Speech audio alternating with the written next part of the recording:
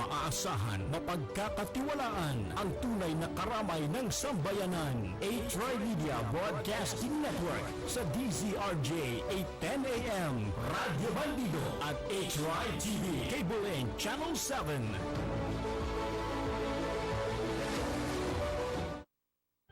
Ang tunay na kasangganang sambayanan. A-Tri Media Broadcasting Network sa DZRJ 810 AM, Radyo Bandido at A-Tri TV, Cable Link Channel 7, ang himpilan ng bawat Pilipino. This program is brought to you by A-Tri Media Pro Incorporated.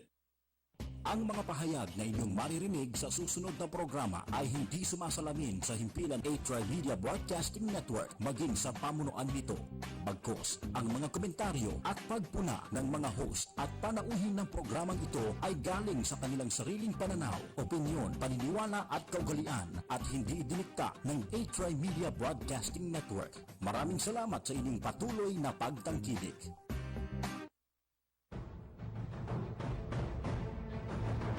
Mga pangunahing balita at impormasyon na dapat ninyong malaman, mga kabulukan, pasisingawin at isisiwalat sa Lapid Fire.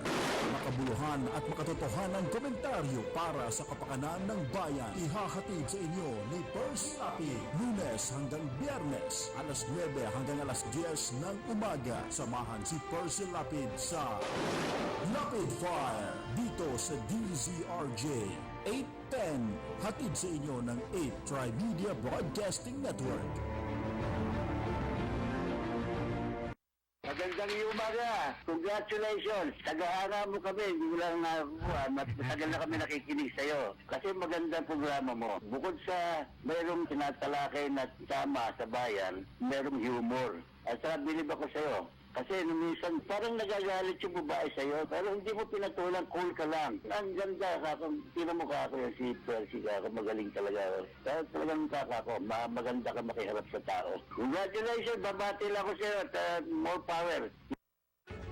Balita, impormasyon at mga isyong may kinalaman sa bayan, lahat isisiwalat ng walang takot, lilinawin, hihimay-himayin, matapang, ngunit malalim at makatotohanan komentaryo sa Lapid 5. Lapid 5, kasama si Percy Lapid.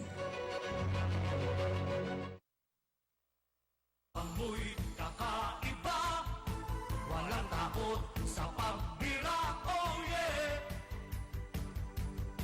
Oh yeah! Kapag mayroong anomalya, ibubulga na talaga, oh yeah! Oh yeah! Mga kurap sa gobyerno, ibibisto ng walang preno, maging ikaw man ay politiko. Artista man o kahit sino, pasasalubin ang baho mo. Sa Lapid Fire, walang sinisino. Percy Lapid Fire. Makapal man ang iyong mukha, sa Lapid Fire, ituubra, oh yeah! Oh yeah! Kahit pader, ginigiba, basta't mali, ginabangga, oh yeah! Oh yeah! Mga kurap sa gobyerno, ibibisto ng walang preno, maging ikaw man ay politiko. Artista man o kahit sino, pasasabugin ang baho mo. Sa Lapid Fire, walang sinisino. Percy Lapid Fire. Percy Lapid Fire. Percy Lapid Fire. Percy Lapid Fire. Percy Lapid Fire. Percy.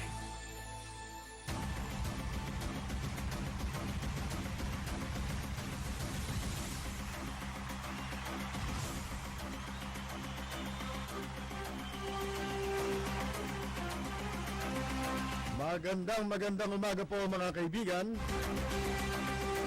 Ito po si Percy Lapid. Ito po naman si Peter Talastas.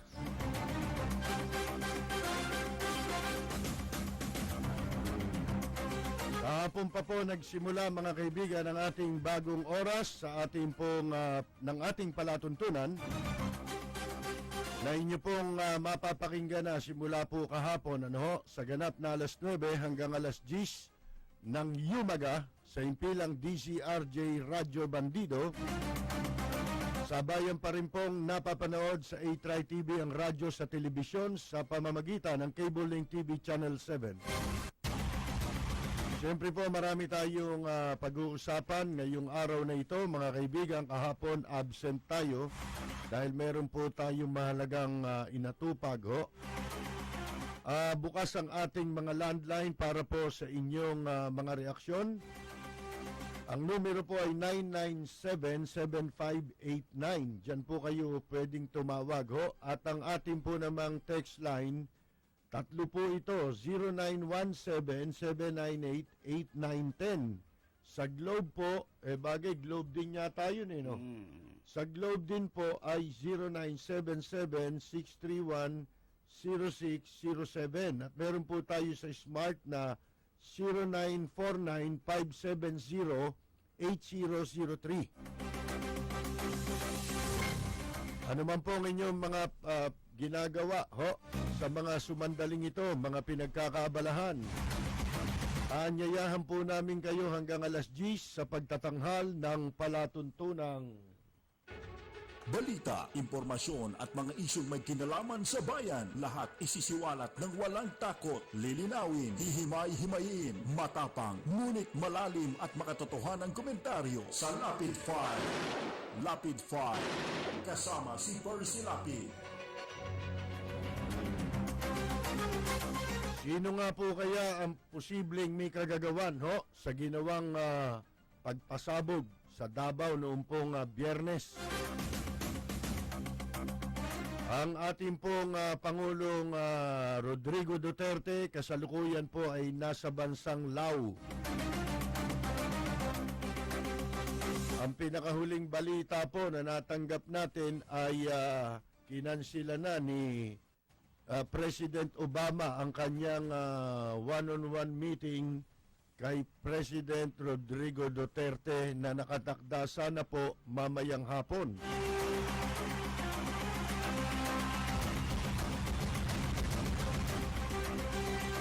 Alam po ninyo yung nangyari sa Davao noong Biyernes. Medyo, siyempre, kanya-kanya tayo ng teorya dyan, kanya-kanya po ng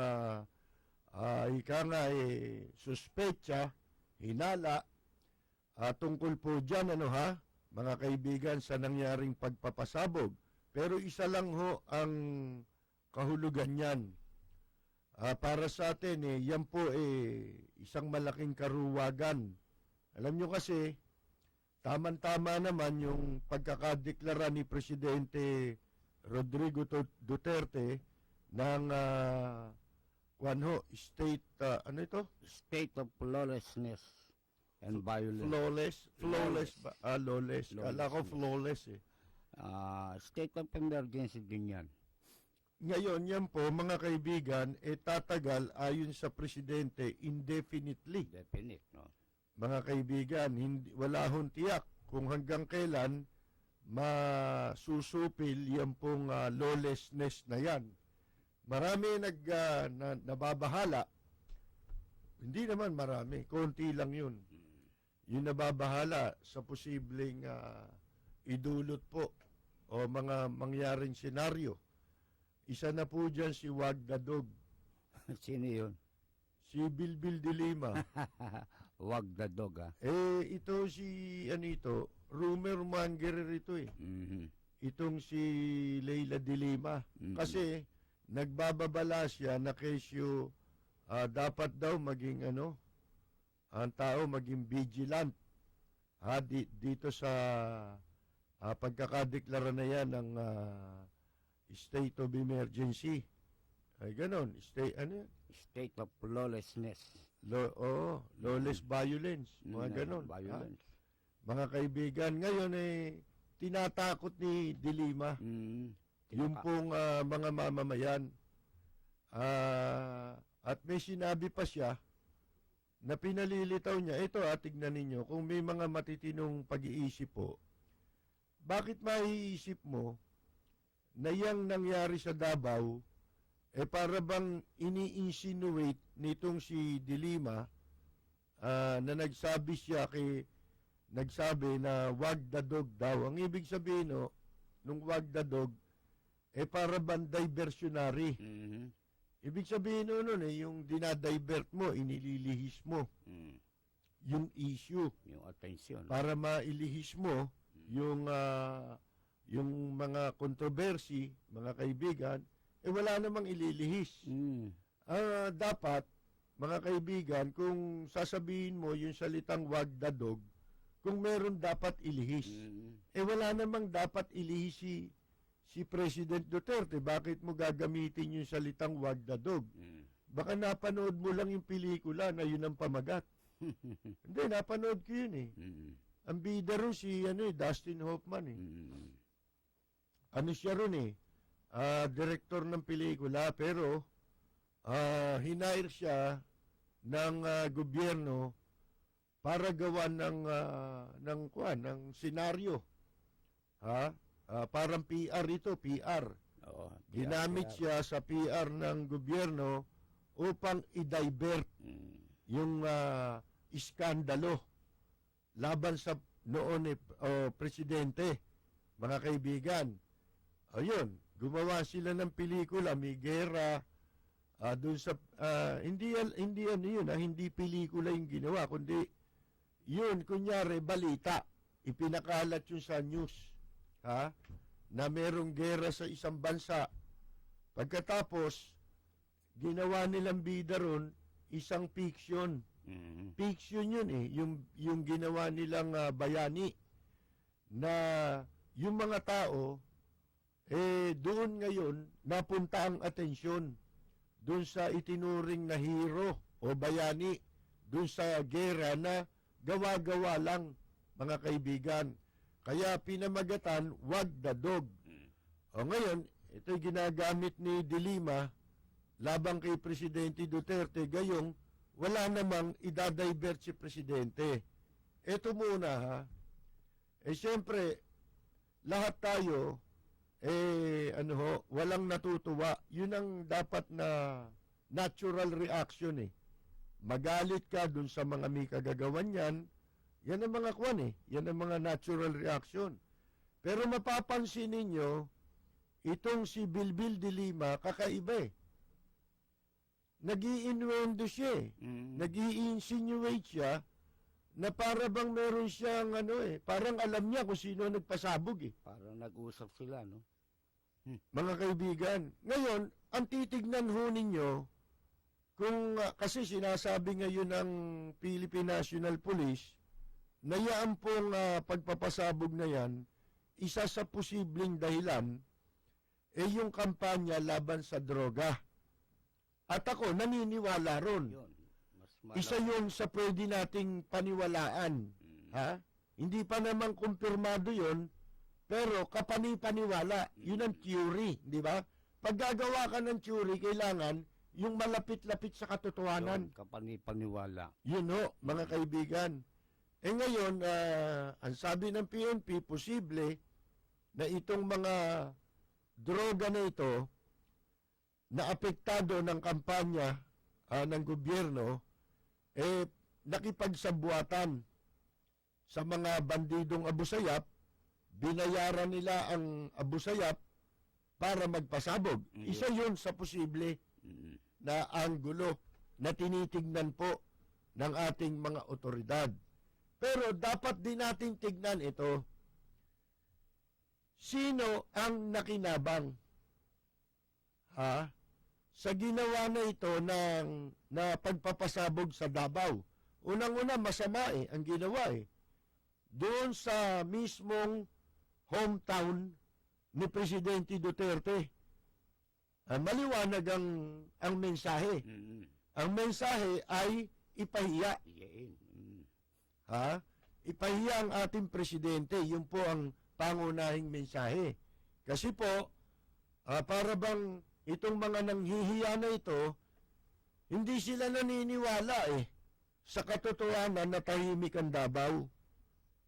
Hindi sila naniniwala doon. Sino ba yung may mga paniwalang ganon? Isa na yun si Dilima Oo. Di ba kinukwento nga ni Presidente Duterte na noong mayor pa siya, akala mo kung sinong kundesang Herodes na nagpunta yan si Bilbil doon sa Davao. At inaakusahan si Presidente Duterte na nasa likod nung tinatawag na Davao Death Squad. Hindi ba? Kinuwento na yan ni Presidente Duterte. So, sino ba ang nakikinabang ngayon dito sa nangyari sa Davao? Kung meron tayong dapat pagsuspetsahan, isa na si Dilima Oo. Bakit?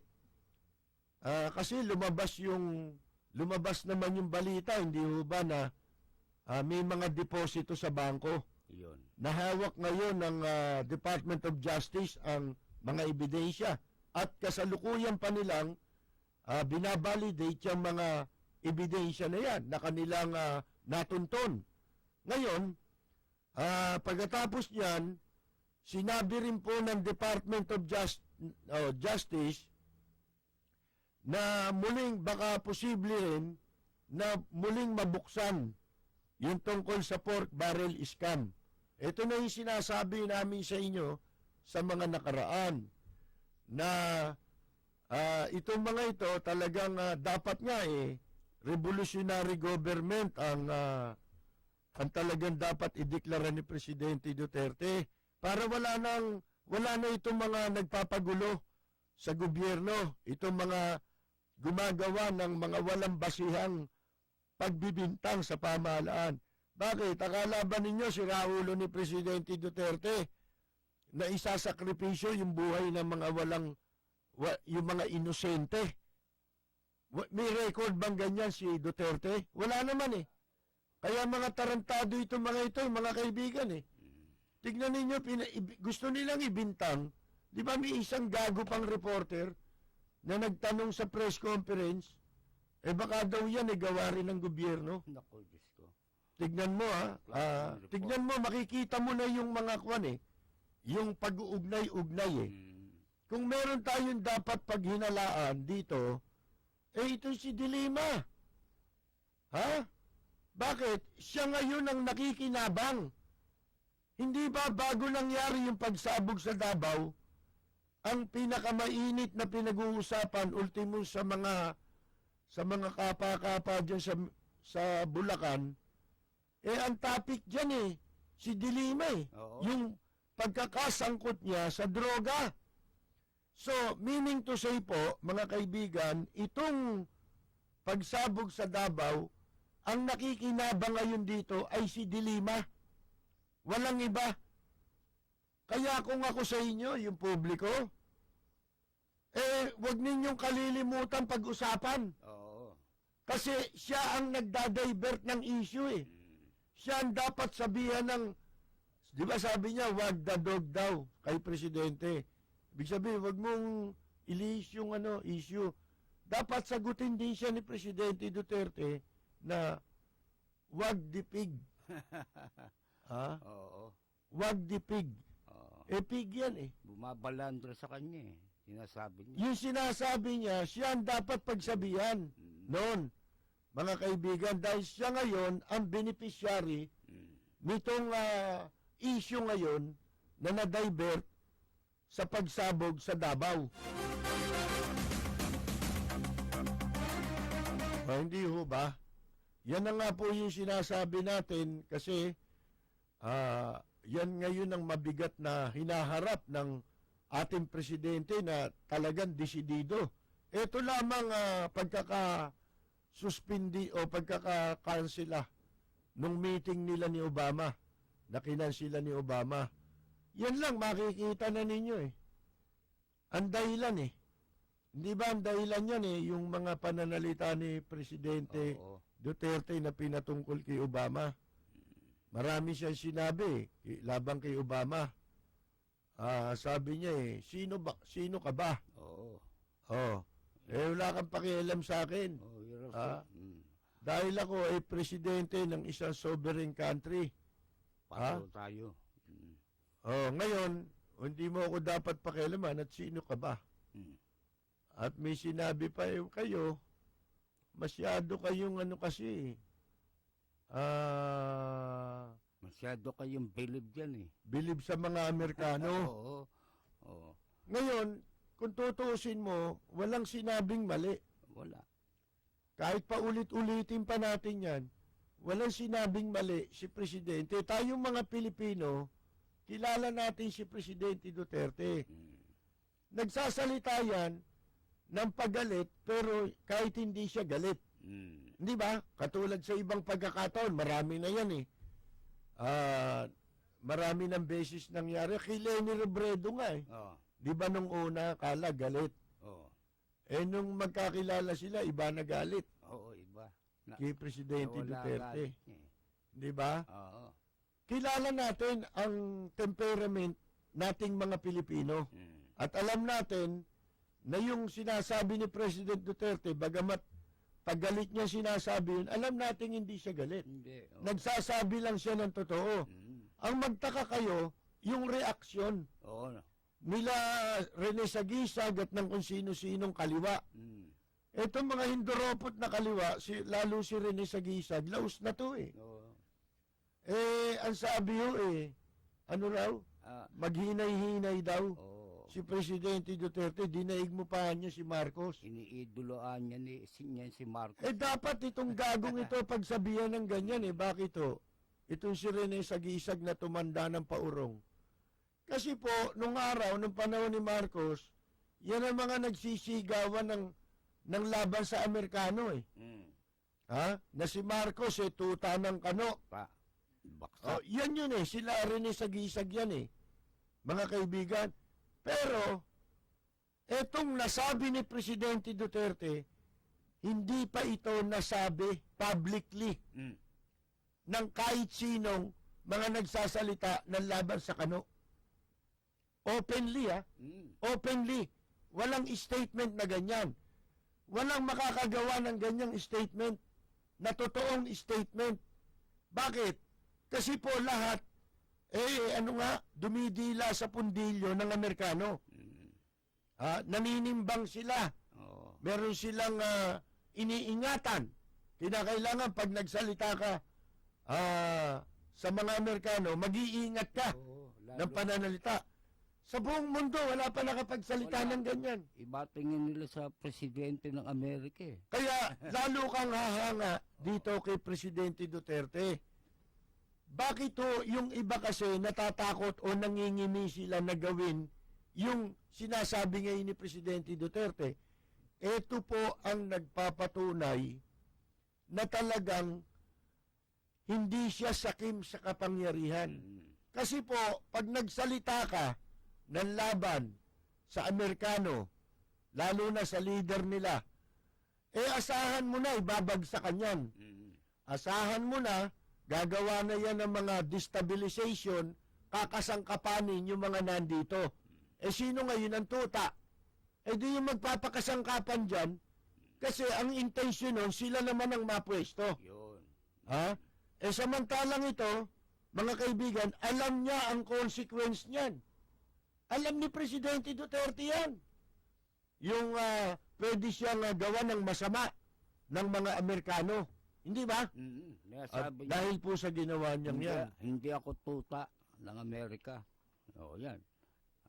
Hindi nakapagsabi kahit sino yan eh. Ngayon, may tawag tayo sa telepono sa line 1. Nasa line 1 po si Jay ng Las Piñas. Magandang umaga po. Magandang umaga, Sir Percy. Opo. Si Tony Sia to. Tony Sia, Yung dapat natin tulungan ng ating presidente, may paninindigan talaga para sa ating mga Pilipino. Ngayon lang ako nakakita ng ganung katigas. Para matuto itong mga Amerikano to na gumalang sa atin. Kasi yung mga nakarang administrasyon, katulad ni Aquino, yung nanay niya, tuta yung mga yan eh. pampagulo lang ng bansa. At itong si Senador, former Senator, to si Sagisag. Kwan, Rene, sabi. yung matanda na sa Gisag, Mm. no?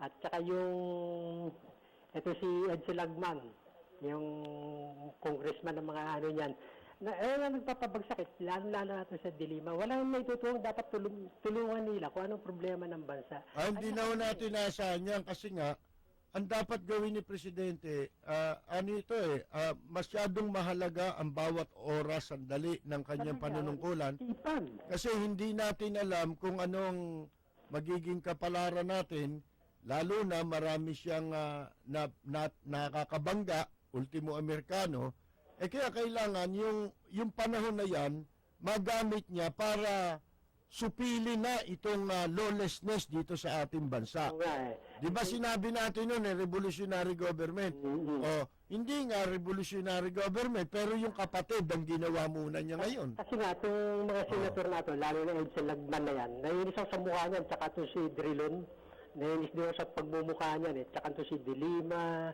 yung sagisag na yan, namiyasa yan sa pamamalakad ni Cory na napakasya. Tsaka magtaka ka sa mga hinduropot na yan, ayaw nila makabalik ang sino man sa Marcos. Ang gusto lang nila makabalik, puro Aquino. At saka ano yan pampagulo na sa gobyerno, kaya ako nananawagan ako sa mga kababayan natin, huwag pakikinggan ang mga komento ni Sagisag, yung Edsel Lagman na yan, yung Hontiveros na yan, yung mga kapartido ni Edsel Lagman, mga pampagulo na sa Pilipinas. So, yung Edsel Lagman na, wala namang alam na isulong yan, mga divorce law, mga pills. Naman gusto niya kasi magkakakwarta siya dyan At lalo maraming mabubuntis na babae pagka yan na aprobahan. Pampagulo yung, wala namang alam niya Edsel Lagman na yan Akala ko magsalita, akala mo napakagaling Walang nagawa. Oo, wala nagawa yung Edsel Lagman na yan. Saka yung sagisag na yan, mga kontra-kontra yan. Kasi namiyasa yan sa mga pamamalakad ni Cory Aquino na maluwag sila nagnanakaw. Doon sila nagkakapera. Kaya ako nananawagan sa mga kababayan natin, wag pakikinggan yung Edsel Lagman na yan, yan Drillo na yan, yan Dilima na yan, yan Sagisag na yan. Mga mga human rights. Ngayon, merong nangyari sa Davao, bakit hindi pumupunta itong mga Commission of Human Rights para i-condemn nila yung gumawa nito? Wala, nakatanga lang halatang Gusto nilang mangyari yun. Oo. Ito yan hindi man nila sabihin yan, pero gusto nilang mangyari yun kasi sa palagay nila, yun ang mga pamamaraan para humina ang administrasyon ni Presidente Hindi, lalo kami Duterte. malakas. Suportado namin ang aming Pangulo Sa kanila, basta aayon sa kanila, kahit maraming mamatay, hindi sila hindi sila apektado. Kaya ako nananawagan na sa Commission of Human Rights. Kayong mga Commission of Human Rights, tumahimik na lang kayo. Tulungan nyo na lang si Presidente Duterte. Pampagulo rin kayo. Wala kayong Kung ako, gasto na to. Wala mong pakinabang to. Lawyer daw to. Inutil to sige po. Salamat Okay, thank you Okay. Alam nyo, kung ako tatanungin, wala na tayong maaasahan dito sa mga kumokontra kay Presidente Duterte. Walang malasakit yan sa mga mamamaya. Huwag kayong magkakamali ng mabago pa paniwala ninyo. Ito, kitang-kita mo na kung ano ang itinataya ni Presidente Duterte. Yung kapalaran niya bilang isang presidente ng Pilipinas, abay, nakataya na, pati patot panggulo na Tinataya. Sinong presidente o sinong leader dito, wag ng presidente, ang masasabi yung sinabi niya? Kasi alam nyo, magiging katumbas nun. Eto bibigyan ko kayo. Ayoko lang magpaliwanag sa inyo ng mga ganyan. Hindi ko na lalaliman pa. Si Enrile, nasan ngayon? Di ba nakulong? Nakulong. Alam niyo ba pinakamalaking kasalanan ni Enrile? Yung EDCA. Hindi ba nagsalita yan noon na hindi niya papayagan na maaprubahan ang EDCA, mapasa ang EDCA. Ano sabi niya? Over my dead body. Ayan Asan siya ngayon? Muntik pang mamatay yun. Senador lang yun Wala akong presidenteng nagsalita ng ganyan, kundi si Presidente Duterte. Pag sinabi mo yan, suicide ka. Mm. Ano ang dahilan? Yung pagmamahal niya sa taong bayan. Tapos, itong mga ito magpapanggap na sila ang nagmamalasakit sa taong bayan. Sila makabayan. Pero mga kaibigan, kung at ako nakakabasa naman kayo ng isip sabi nga yung kilos at galaw, mababasa mo yan Body Huwag ka lang magtatanga-tangahan Buksan mo lang ang mata mo At saka pakiramdam mo Talasan mo lang Makikita mo Hindi naman sila nalulungkot sa nangyari sa Davao. At hindi rin sila nababahala kung masundan pa ito. Hindi rin sila nababahala kung marami pa ang masaktan dito. Mas gusto nila yon. Tawasin mo man yung mga hayop na yan, mga kaibigan. Bakit? Kasi baka ito pagkakataon na si Duterte matanggal sa pwesto. Bakit? Apektado na tayo Baka mabuksan yung pork barrel. Yan. Ha? Baka mamaya may magturo sa atin Ito kamag-anak ko pa naman itong drug lord. Oo, yung mga drug Nagbibigay sa akin yung drug lord na yan. Gustong-gusto niya. Malalaman protector ako ng drug lord. Kaya dapat, wag na nating patagalin itong si Duterte.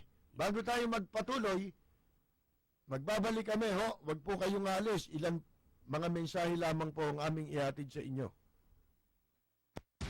Manatiling nakatutok sa DZRJ 810 AM, 8 Media at 8 TV, Cable Link Channel 7. This is 8 TV.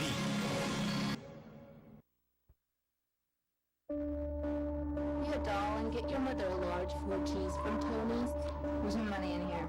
You pay for it then. I know you're making money. Let's do this. What do you say you and I move to California? Would you like that?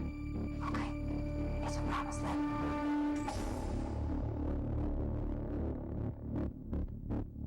Good news. I got another job. This guy has got at least $300K. Is he blind? That's kind of messed up to have a blind guy, isn't it? Just because he's blind don't mean he's the same, bro. It's gonna be a piece of cake. Story goes, some girl ran over this guy's daughter. Daughter dies, and this rich-ass family pays him off. Guy is an Army vet loner. Are we good? He's out. He's a sleeping beauty.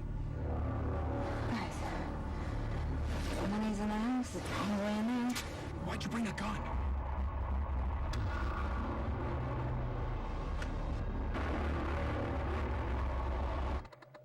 Who's there?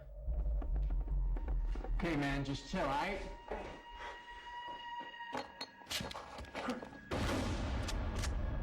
Stay right there. Test me.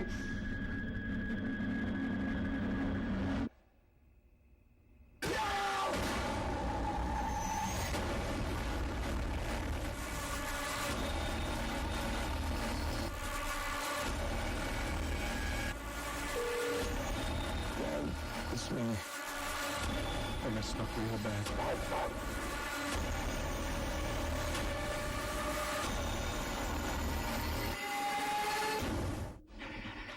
Now you see what I see.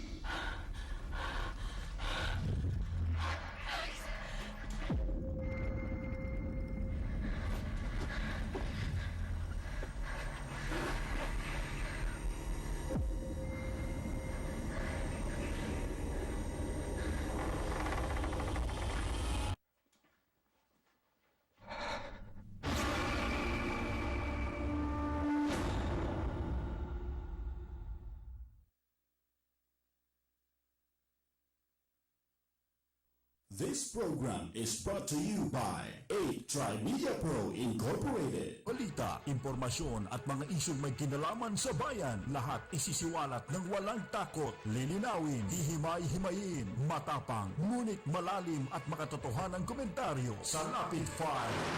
Lapid Fire, kasama si Percy Lapid.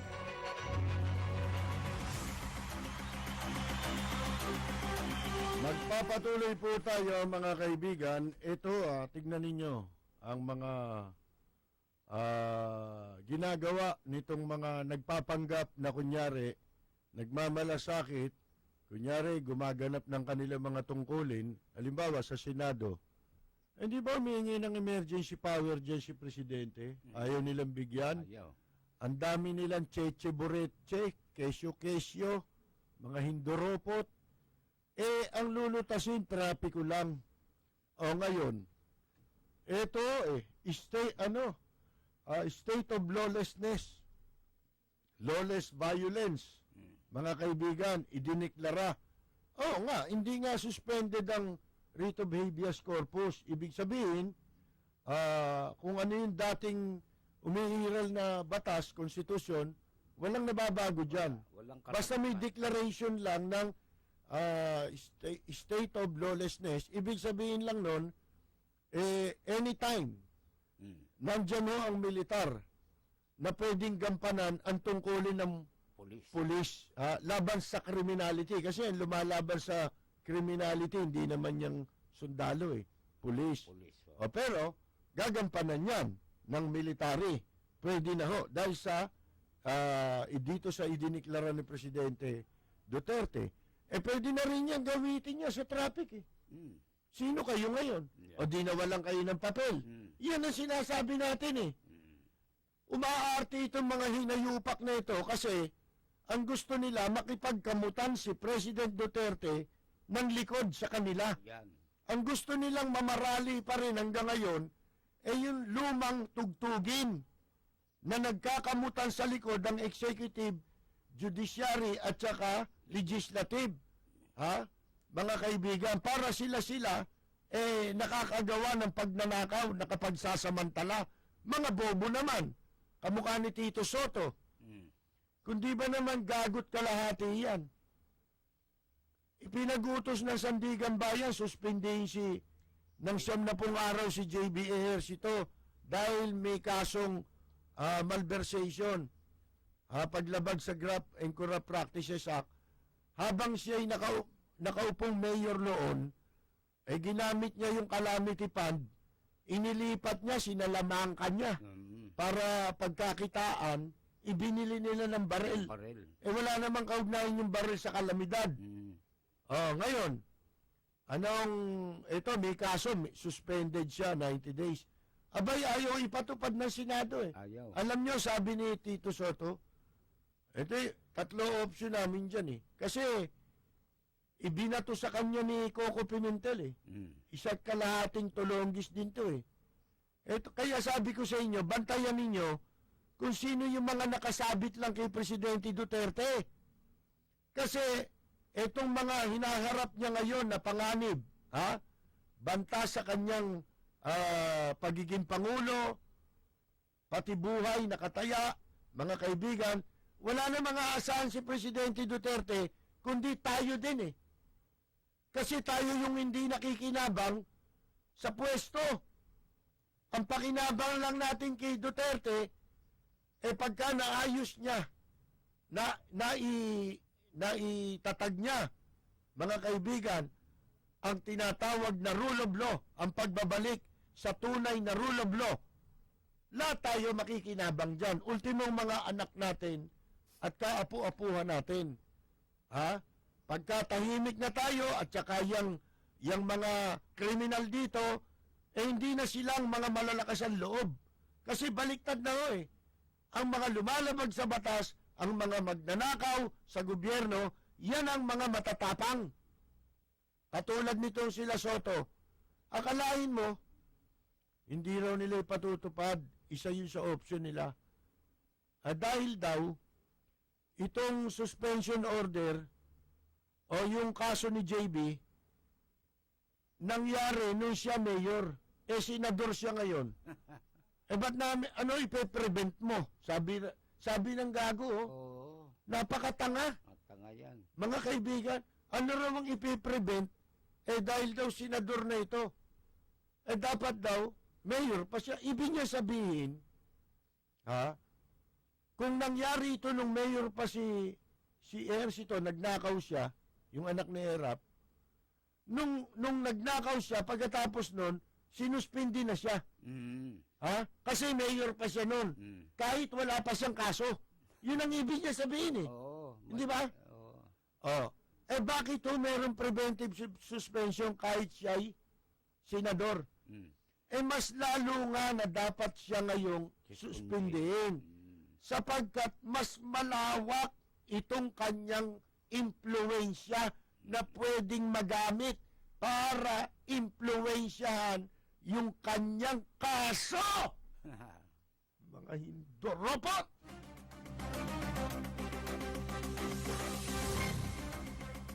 Hindi ba?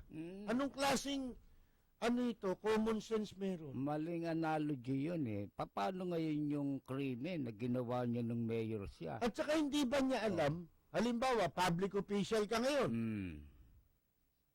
kinasuhan ka, wala ka na sa pwesto, pwede ka pang kasuhan eh. Kahit wala ka na sa pwesto, pwede ka pang idemanda pag natuklasan na may ginawa kang katarantaduhan habang ikaw ay nakaupo. Ano sasabihin mo? Hindi ka nga mape-preventive dahil wala ka na sa pwesto. Pero makakasuhan ka pa rin. Pero kaya ka nga merong suspension order. Nasa pwesto ka ngayon sa gobyerno. Mas mataas pa nga. Mas malawak pa nga ang impluensyang magagawa. Kaya preventive suspension. Yan ang sinasabi natin. Na hindi ka titigilan nito. Umaarte lang itong mga to eh. Nakita ninyo yung Supreme Court. Ganyan din yan. Kasi umaasa ang Supreme Court na makikipagkamutan din sa kanila ng likod kung tatakot-takutin nila si President Duterte. Ano ginagamit? Kunyari malasakit, human rights, karapatang pantao. Kunyari lang yun. Kailan, nung bang wala si Presidente Duterte, hindi pa siya presidente, nabalitaan niyo ba nagmalasakit sa tao yung mga yan? Wala. Hindi ho sila katulad ni Presidente Duterte. Wala pa akong presidenteng nakitang ganon. Di ba yung merong isang instance hindi pa siya presidente, pumunta sa squatter, nakausap niya yung isang lalaki ron na maraming anak. Dami, 6. Wala namang trabaho.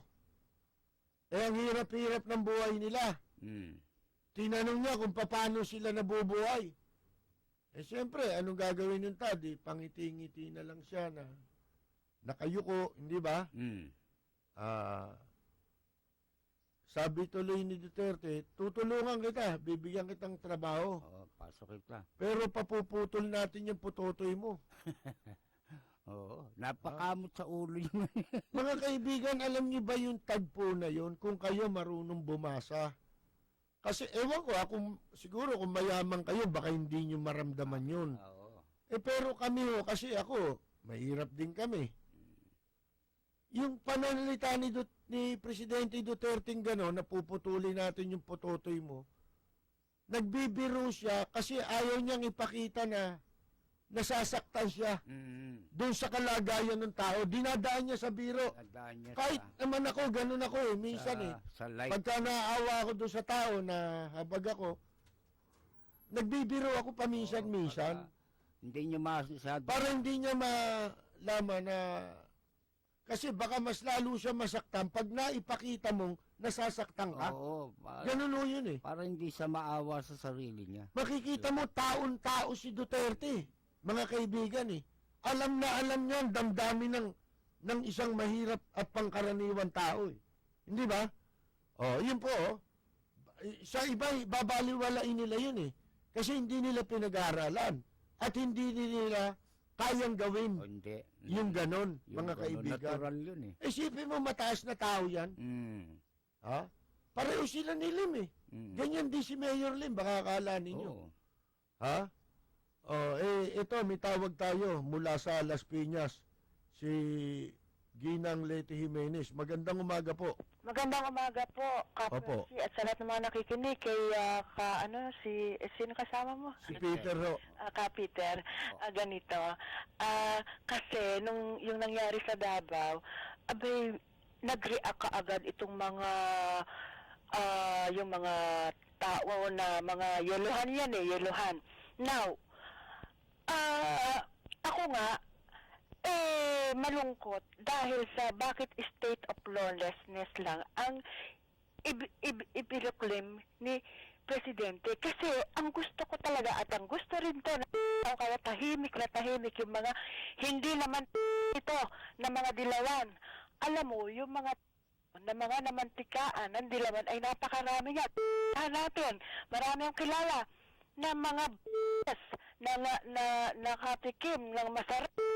Number 1 na si De Lima, mga matataas ang mga ano niya, Kolesterol. mga matataas ang posisyon niyan. Mataas ang kolesterol. Ha? Mataas ang kolesterol. Oo. Kasi yung mga kilala ko, nasa DILG na ipinasok ni De Lima dyan, kay Rojas yan. Mga dating kay Rojas yan. Pero yan ang mga natatakot ngayon na ayaw mag-martial law.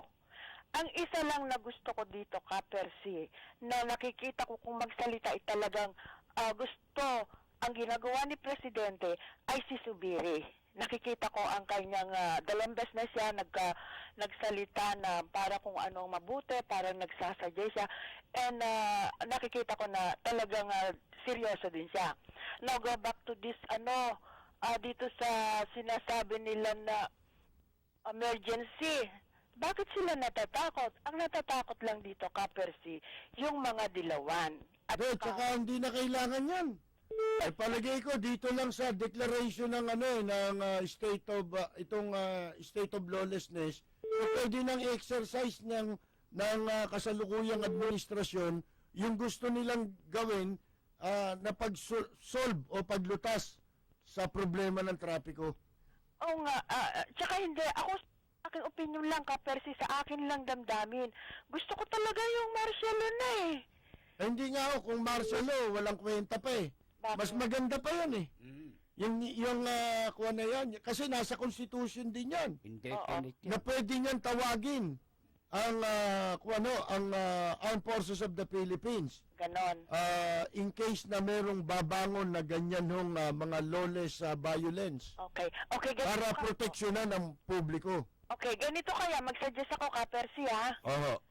Sa mga barangay kaya, umpisahan natin yung state of lawlessness niya, bawat barangay. Palagay ko, darating tayo dyan Kaya nga meron na sumabog sa Davao kaya kung pwede lang intensify nila yung paglaban na yan sa pamahalaan natin ngayon, gagawin na nila yan ngayon kasi nauubusan na sila ng oras dahil pataas na ng pataas ang level ng kampanya laban sa droga.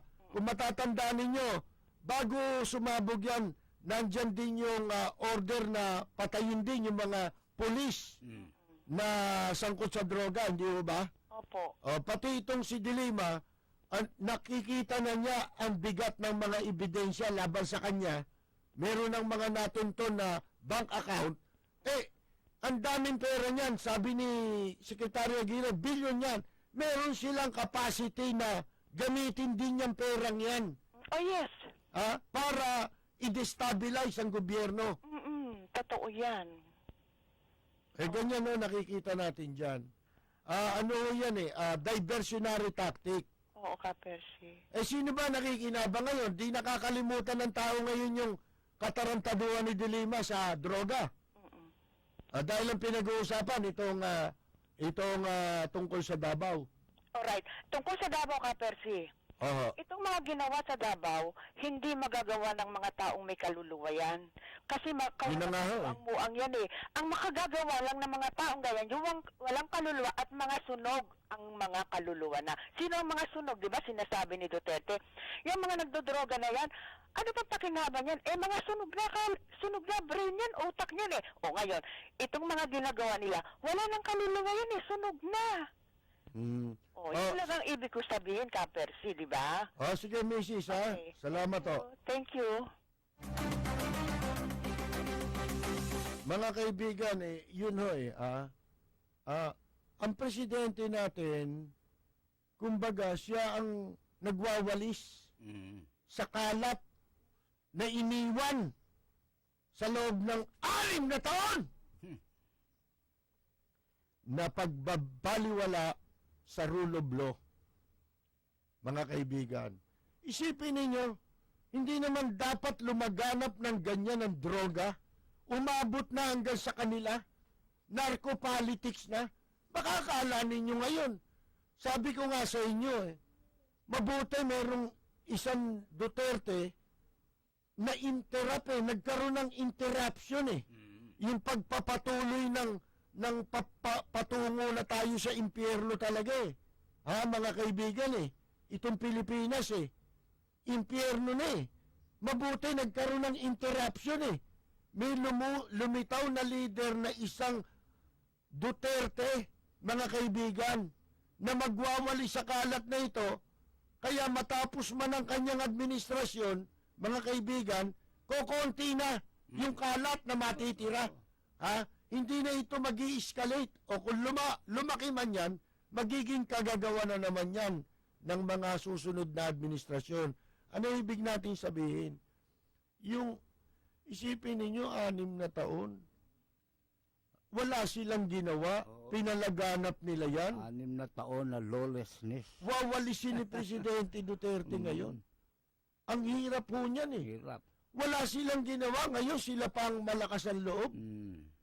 Na wag the dog anya. Kakala mo sila patama. At saka nagmamalasakit. Yun ang number 1 na pinakikita nila Sila pa makabayan. Sila ang nagmamalasakit. Lumalabas. Wag the dog Pinalilitaw nila. Bantayan ho natin mga nakapaligid. Halimbawa si Cayetano. Ano ba papel ni Cayetano? Ba't di ka makapaghintay ng 1 taon? Di ba? Di ba 1 taon, bago ka pa, at saka may senador pa siya, di ba? Ano ba ang pinapapil mo? Hindi ka naman DFA. Bakit ka susulat kay Obama? Anong karapatan mo? Anong personality meron ka? Bakit ginagamit mo si Duterte sa mga gusto mong hakbang na ikaw lang nagpapasya sa sarili mo? Maselan yun, Ito, makakasira ito Hindi nakakatulong, Parang si attorney, Si attorney advisor. Natakot tuloy si Obama. Nasa line 1 natin si Mr. Nonoy Ballester ng San Mateo. Magandang umaga po. Magandang umaga sa iyo, Ka-Percy and si Ka-Peter. Magandang umaga po. Alam mo, Ka-Percy, itong conflict na nangyari dito kay Presidente Duterte at kay Obama, kagagawan to ng mga estupidong journalist Akalain mo, tanongin niya, anong sasabihin mo kay Obama tungkol sa extrajudicial killing na nangyayari rito? Para ba pinalalabas na nakagagawan lahat ni Duterte to? Hindi, kasi ang media, ang gusto niyan, extrajudicial kikil. Ayun. Hindi killing extrajudicial kikil. Yan. Nakapagtanong lang. Yun, tuloy. Nangyari, yun, napikon ngayon si Pangulong Duterte. Hindi dapat ganyan ang pagtatanong Sipin mo ngayon. Kita ko rito, Ka-Percy, para bang trinatrap nila, binibitag nila si Duterte. Yan ang ginagawa nila. Pinapainan. Pinapainan. Yun. Tsaka yung bang parang maliit ang tingin nila, parang ginagawa lang katawa-tawa. Oo. Para pagtawanan. Kaya nga yung journalist na nagtanong, namura tuloy siya. Minure. Gago talaga Ewan ko ba kung dapat... May masama pa nga, yung kay Bato, di ba? Oo. Ang sabi pa naman hindi ba gawa ho kaya ito ng gobyerno? Biro mo katarantatuhan yan. Ano yun? Naku, ewan ko talagang mga, ang tawag dito, Ka-Percy, mga destabilizers na to Mga arrogante. Kaya walang paraan dito kundi, talaga one-man rule ang gawin ni Presidente Duterte. Wala na Kailangan nyo. Kailan pa matitigil yung mga smuggler maging mayor? Baka akala nyo, ilan ang smuggler na mayor ngayon? May governor, may... Dami. Lalo yung droga. Hindi ba? Mas malaking pera ron. Oo naman. Oh, diyan sa Ubando, ang mayor diyan, smuggler. Sa Lipa City, smuggler ang mayor diyan. Isipin mo yan. Oh. Napakalaki talagang babanggain ng presidente eh. Kaya siguro ang solusyon dito, unity na lang ng mga tao. Wag natin bitawan to. Mahirap magpa-imprenta ng kamukha nito. Wala na yan. Saan tayo magpapa-imprenta niyan? Na magmamalasakit sa taong bayan. Handa, nakataya ang buhay, nakataya ang pwesto, ha? Oo. Ba't natin papayagan yung pwesto na yun, agawin sa kanya? At saka hindi na tayo magkakaroon ng ganitong presidente, Kaper. Hindi na nga natin hanggang kailan ba tayo mabubuhay? Hindi naman tayo mabubuhay ng 100 taon. Di ba? Oo. Minsan lang dumating yan sa history. Kaya yung natitira nating mga taon dito sa mundo, ihandog na natin sa bayan natin sa mga susunod na salinlahi, sa mga anak natin. Sino ba apektado, di ba? Oo. Sus Mario Joseph. Lahat, unity na talaga ang kailangan dito. Wag na tayo matakot. Yung presidente nga, hindi na siya natatakot, Hindi ba? Nasa panganib na ang buhay niya sa ginagawa niyang yan. Ay, sigurado. Ibig ko sabihin, at saka tingnan mo mga irresponsableng pahayag ng journalism, Aba, ang sabi, akala ko ba talagang safe ang Davao? Ba't nalusutan ng terrorism? At saka wag tayong makinig yung sa mga maninira kay presidente. Oo nga, irresponsableng pahayag Amerika, pinakamoderno bansa, nalulusutan Ang tignan na lang nila yung track record. Sino itong mga ito? Di ba ito yung mga dating nakaupo, sila nagpabaya, kaya lumaganap ang problema, nasira ang rule of law sa Pilipinas, hindi na nire-respeto ng mga hinduropot na senador na yan, ang kapangyarihan ng ating ng ibang co-equal branch ng gobyerno. Ayusin din. Sila pabida ngayon. Oo. At akala mo kailangan lumuhod sa kanila, kailanganin sila ng presidente. Bakit? Sino kayo? Di ba? O kaya nakita ninyo kung si Presidente Obama nagagawa sagutin ng pagsalita ni Presidente ng Duterte ng sino kayo? Hindi ba? Oo. Dapat dito one-man rule. Bigyan natin ng pagkakataon na maipatupad ni Presidente Duterte ang mga ipinangako niya sa taong bayan. Bigyan natin pagkakataon, Kapersi. Oo. Salamat, Kapersi. Salamat po.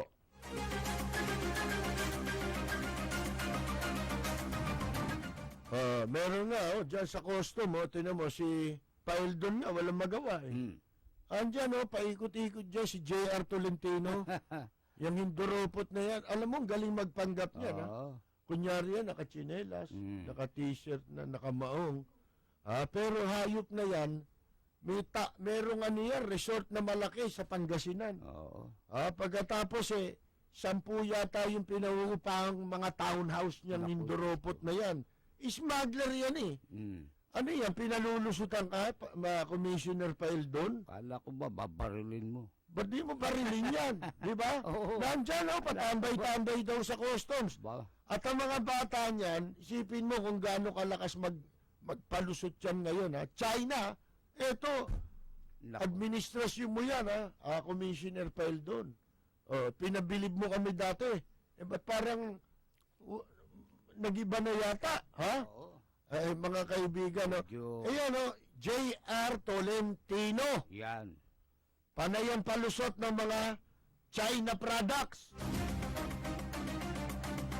Meron yata tayo wala na tayong oras.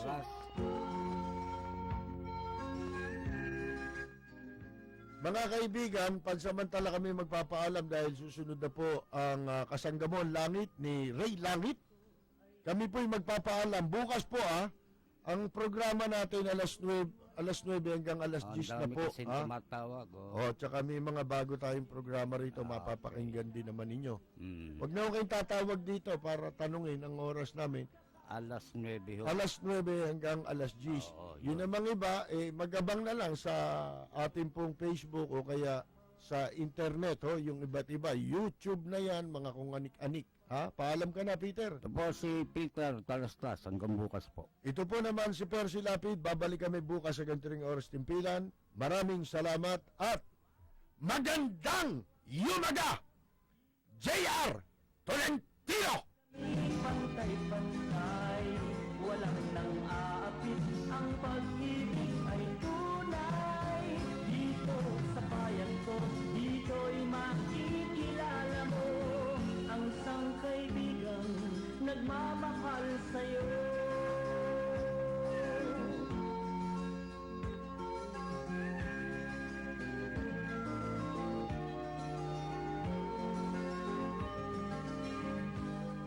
Ang bayan ko'y 8-Tri-Media Pro Incorporated.